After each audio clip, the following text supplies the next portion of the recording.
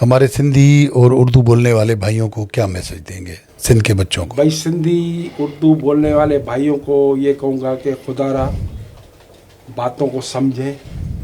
कराची हमारी दिल है, हमारी जान है, हम आपस में भाई हैं। हम कराची की खातिर, सिंध की खातिर जद्दोजहद करें।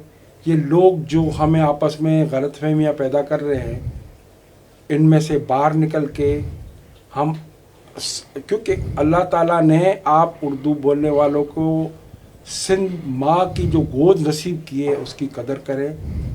हम आपस में मिलें। देखिए, हमें लड़ाने के लिए बहुत कोशिशें की गई। पहले सिंधी महाजर फसाद करा गए, हम समझ गए। फिर शिया सुन्नी फसादात हुए, हम समझ गए। अभी जो लाड़काना में मामलात हुए वो भी यहाँ फैलाने की कोशिश कर रहे हैं, उस पर हम लोगों ने कंट्रोल किया है।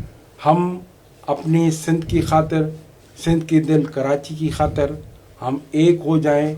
जब हम एक होंगे तो किसी को जुर्रत नहीं होगी कि हमारे इत्तेहाद को ख़त्म करेगा और हम खुशहाल सिंध बनाएं।